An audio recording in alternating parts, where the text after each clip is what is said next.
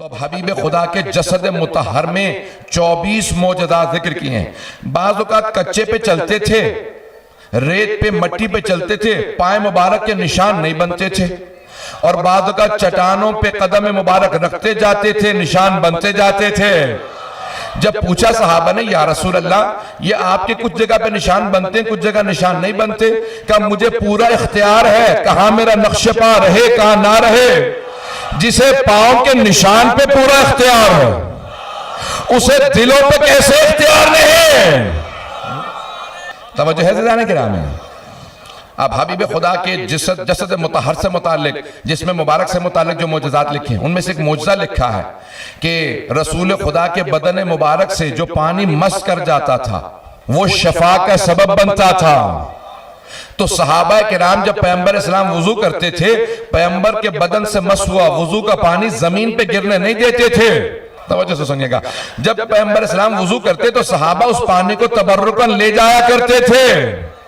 जब पैगंबर वुजू करते उस पानी को जमीन पे नहीं गिरने देते थे, तबर्रुकन वो पानी घर ले जाते, बीमारों को पिला दो इससे शिफा हो जाएगी। तो तबर्रुक के मुनकिरों को बता दो, सहाबा तबर्रुक को मानते थे। तो अब तबर्रुकन सहाबा भी उस पानी को घर ले जाया करते थे, क्योंकि पैगंबर के बदन मुतहर से मस हो गया था। एक जिंदा मौजज़ा पैगंबर इस्लाम का जसद मुतहर में यह था कि कोई अगर बीमार आता, आप अपना लुआब दहन लगा देते, शफा मिल जाती। अगर पानी कुएं के अंदर खुश्क हो जाता, अपना लुआब दहन डालते, पानी कुएं के अंदर भर जाता। अगर पानी खारा होता था, लुआब दहन डालते थे, पानी मीठा हो जाता था। जिसके लुआब दहन का असर ऐसा हो, उसके खून का असर कैसा होगा? अब 24 मौजज़ात लिखे, मैं बहुत तेजी से गुजर रहा हूं। यहां तक लिखा है कि पैगंबर की पेशानी से ऐसा नूर निकलता था कि उम्महातुल मोमिनीन कहती कि अगर दिन में हमसे सुई खो जाती थी तो हम रात का इंतजार करते थे। भाई रात में तो और ज्यादा तारीकी होती है। कहा नहीं, रसूल खुदा रात में तशरीफ लाते थे, जो दिन की रोशनी में सुई नहीं मिलती थी, रात में पैगंबर की पेशानी के नूर में मिल जाती थी। तो लोगों से कहो अगर हिम्मत है और कहो मोहम्मद हम जैसे। थोड़ी सी देर और चलते रहेंगे मेरे साथ। ये जसद मुतहर में मौजज़ात हबीब खुदा के बताए हैं। कहा जब जनाब रिसालत में आप चलते तो तमाम के तमाम मखलूक़ात, शजर, हदर, मदर, तमाम की तमाम चीजें झुक के बताती कि हम ताज़ीम जानते हैं, हबीब खुदा आ रहे हैं।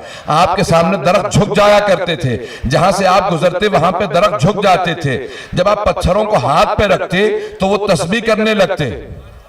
कुछ देर के लिए संग्रेजों को हाथ पे रखते वो कहते सुभान अल्लाह, अल्हम्दुलिल्लाह, ला इलाहा इल्लल्लाह, अल्लाह अकबर। संग्रेजों को कुछ देर के लिए हाथ पे उठाते वो तस्बीह करते थे। और जिन्हें गोद में पाला हो, ऐ मुसलमानों, ये वो पैगंबर हैं जिनके हाथ पे अगर पत्थर भी आ जाए तो तस्बीह करता है। उनकी ताज़ीम तो करो जिन्हें पैगंबर ने पाला है। पैगंबर के बहुत से मौजज़ात लिखे हैं। यहां तक रिवायत में अल्फाज ये हैं, हक़्क़ुल यक़ीन, बिहारुल अनवार, उसूल काफ़ी के किताबों से पेश कर रहा हूं ताकि ज़हन में शुबहा ना आए। हबीब खुदा का एक मौजज़ा ये लिखा कि जब तमाम अफराद सफर में इकट्ठे पैगंबर के साथ चलते तो जहां पैगंबर सोते तो लोग देख के बता देते थे कि ये रसूल खुदा सो रहे हैं, ये मोहम्मद मुस्तफ़ा है। जबकि रसूल खुदा पूरे बदन पे चादर ओढ़ के सोते थे, सर से लेके पांव तक पूरा बदन ढांप लेते थे। फिर भी लोग देख के बता देते थे ये मोहम्मद मुस्तफा सो रहे हैं, देख के बता देते थे। लोग पूछते कि कैसे पहचानते हो?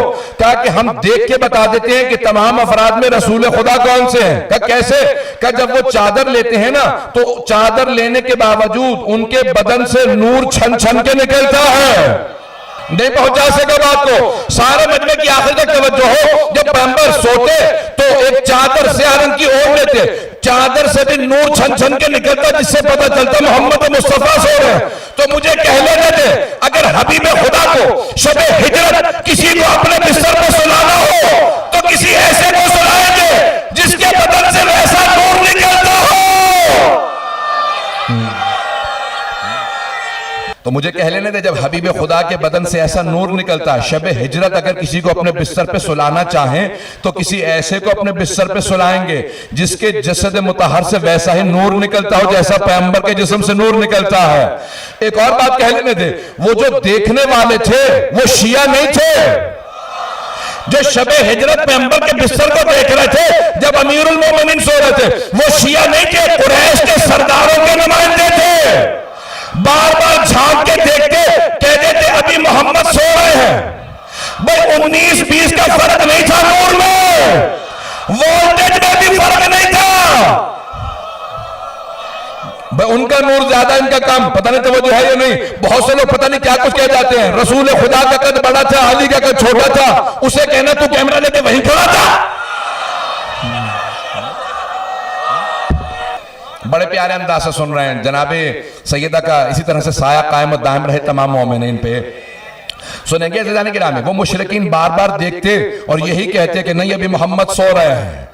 देखने वाले मुसलमान नहीं थे, मोमिन नहीं थे, अली के शिया नहीं थे, लेकिन देख के यही कहते थे नूर वही है, इसके नूर की शुआएं बता रही हैं। तो हबीब खुदा ने जनाब अमीर को बिस्तर पे सुलाया। वक्त नहीं कि तफसील में जा सकूं, लेकिन वाहिद मेरे मौला है कि जब एक मर्तबा तमाम के तमाम मुशरिकीन के नुमाइंदगान ने 40 लोगों के 40 कबीलों के नुमाइंदगान ने फैसला कर रखा था कि जैसे सुबह होगी मैं एक आदमी का चादर उतारूंगा, सब नेज़े मार देना।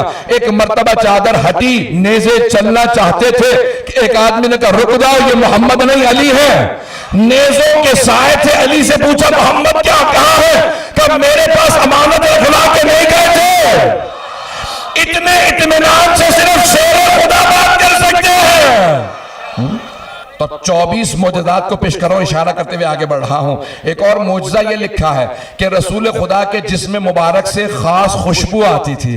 जहां से गुजरते थे 1 से 2 दिन तक मुशरिकीन कुफार सूंघ के बताते थे यहां से मोहम्मद गुजरे होंगे। किसी इत्र में ऐसी खुशबू नहीं थी जैसे उनके जसद से आती थी। तो अब समझ में आया ना, ये हदीस किसा में इमाम हसन हुसैन जब घर में आए तो जनाबे सैयदा से कहा इन्नी शुम्मो इंदा के रायहतन तय्यबतन कअन्नहा रायहतु जद्दी रसूलिल्लाह। मादर गिरामी आपके पास से ऐसी खुशबू आ रही है जैसी नाना के जिस्म से आती है। ये हबीब खुदा का जसद मुबारक है। अब तमाम के तमाम अम्मा में वही सिफात होनी चाहिए ना, रसूल खुदा के 12 औसिया में वही सिफात होनी चाहिए जो हबीब खुदा में है। मैं 2 जुमले कह के आगे बढ़ूंगा और फिर इंशाल्लाह दोबारा इस नतीजे को आपके सामने लाऊंगा।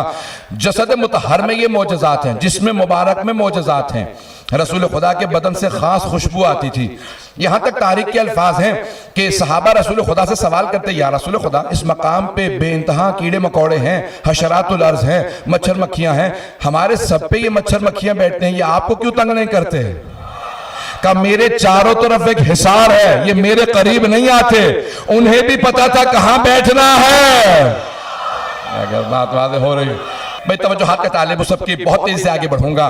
तो अब जनाब रिसालत में आप जहां कुछ देर बैठ जाते वहां से वो जगह बताती मेरे करीब पैगंबर इस्लाम गुजरे हैं, खुशबू बताती। यहां तक कि मक्के से अक्सर लोग कहते थे कि जहां रसूल खुदा जिस मिंबर पे बैठते थे वहां से मुद्दतों रोने की आवाज आती रही। तो पूछा इमाम से कि मौला क्या बात है? तो जनाब अमीर ने कहा कि ये मिंबर रसूल खुदा को याद करता है। यानी मखलूक़ात को एहसास था कि हम पे हबीब खुदा हमारे करीब से गुजरे। जिस जानवर पे सवार होते थे वो राहवर हो जाता था, बूढ़ा नहीं होता था। जिस ऊंटनी पे सवार हुए वो बूढ़ी नहीं होती थी। जिस घोड़े पे सवार हुए वो बूढ़ा नहीं होता था। नहीं पहुंचा सका जुमले को। जिस घोड़े पे एक मर्तबा सवारी करते थे वो बूढ़ा नहीं होता था, जवान रहता था। अब अगर कोई एतराज करे ना कि औसत उम्र जो है एक घोड़े की 40 साल होती है तो पैगंबर का घोड़ा कैसे करबला में हो सकता है? बता देना हबीब खुदा का जिंदा मौजज़ा था, जिस सवारी पे एक मर्तबा सवार हो गए वो जवान रहा करती थी। सबकी तवज्जो है मेरे साथ? दायदान किराम हबीब खुदा के जसद मुतहर के आसार ऐसे थे कि सबको बताते थे, आसार बताते थे कि आप हबीब खुदा हैं। अब सुनिएगा 2 और मौजज़ात पेश करूंगा और उसके बाद फिर देखूंगा कि आगे बढ़ सकता हूं। आप हजरात की तवज्जो अगर मेरे साथ रहे तो रिवायत के अल्फाज हैं कि जनाब रिसालत में आप अज़वाज जब देखती रसूल खुदा को तो चेहरा बताता। एक रसूल खुदा की पुष्प पे मोहर नबुव्वत था, कुछ ने लिखा दाहिने बाजू पे था, कुछ ने कहा नहीं खातमुन नबिय्यीन लिखा था। तो एक सहाबी रसूल हैं, जब रसूल खुदा ने खुतबा गदीर के आखिर में कहा कि अगर मैंने कभी किसी पे जुल्म किया हो तो आज मुझसे बदला ले ले। तवज्जो है? सुनेंगे, मुकम्मल कर दूं बात को। तो पैगंबर इस्लाम ने सहाबा के मजमे में ऐलान किया, अगर मैंने कभी आज तक किसी पे जुल्म किया हो तो आज मुझसे बदला ले ले, आज के बाद से मुझे ना पाओगे। तो एक सहाबी खड़े हो गए, या रसूल खुदा, आपने एक मर्तबा मुझे चाबुक मारा था, आपने फरमाया मुझे नहीं याद पड़ता मैंने आज तक कभी किसी पे जुल्म किया हो। कहना, या रसूल खुदा, आपने मेरी पुष्प पे ताजियाना मारा था, तो आपने किसी दूसरे सहाबी से कहा इसे ताजियाना दे दो, कहा आओ आगे बढ़ो मेरी पुष्प पे ताजियाना मार दो। कहना, या रसूल अल्लाह, उस वक्त मेरी पुष्प पे कपड़ा नहीं था, आप अगर अपना कुर्ता हटा दें। पैगंबर इस्लाम ने कहा कि मेरे कुर्ते को हटा दो। जैसे ही कुर्ता हटाया वो सहाबी झुके, झुकने के बाद कमर के बोसे देना शुरू किए, मोहर नबुव्वत को चूमा, पीछे हटने के बाद कहा मुझे माफ कर दीजिएगा या रसूल अल्लाह, मैंने झूठ बोला था, आपने कभी मुझे ताजियाना नहीं मारा, मैं सिर्फ आपके पुष्प की जियारत करना चाहता था, चूमना चाहता था, इसलिए झूठ बोला था। तो जो जियारत के मुनकिर है उन सबसे कह देना सहाबा तो झूठ बोल के भी ज़ियारत को जायज़ समझते थे। बस एक आखिरी पहलू को पेश कर रहा हूं मेरे भाइयों, मेरे बुजुर्गों, मेरे बच्चों, जनाब हबीब खुदा के तमाम मोजज़ात में आपको आपकी रसूल खुदा की आल हमेशा आपसे वाबस्ता नजर आएगी। अब यहाँ पे जनाब उम्मे हबीबा हैं, बहुत रुतबा है जनाब उम्मे हबीबा का, ज़ौजा रसूल हैं रज़ी अल्लाह अन्हा, बहुत मकाम है। फतेह मक्का पे बाप ने फैसला किया कि मैं भी मुसलमान होना चाहता हूं। अबू सुफियान की बेटी थी, पूरा खानदान दुश्मन रिसालत था, लेकिन हजरत उम्मे हबीबा ईमान ले आई थी, हिजरत करके मदीने गई, रसूल खुदा ने ज़ौजियत में लिया। अब इशारा करते हुए आगे बढ़ रहा हूं, मुझे पूरा यकीन है अपने मजमे की हुस्न समात पे कि सारा मजमा पहुंच जाएगा। जब फतेह मक्का पे मजबूरन बाप ने ईमान कबूल किया तो बेटी से मिलने के लिए गया। जैसे पहुंचा तो कहा कि बेटी मिलने के लिए आया था, कहा आइए तशरीफ रखें। जब बैठने लगे तो कहा बाबा जान रुक जाएं, अभी यहां नहीं बैठ सकते। एक मर्तबा बिस्तर को हटा कर बाबा जान अब बैठ जाएं। जब वो बैठने लगा तो एक मर्तबा कहा, कब बेटी, मुसलमानों में बाप का एहतराम वाजिब है और अब तो मैं भी मुसलमान हो गया हूं, बाप से तुमने बिस्तर को हटा के फिर बिठाया। कहा बाबा जान ये बिस्तर रिसालत है, इस बिस्तर पे जनाब रसूल खुदा आराम करते हैं। मैं आपको भी जानती हूं जनाब रिसालत में आपकी मारिफत में रखती हूं, आप इस लायक नहीं कि बिस्तर रिसालत पे बैठे, तो मुझे कहने देते जो बिस्तर रिसालत पे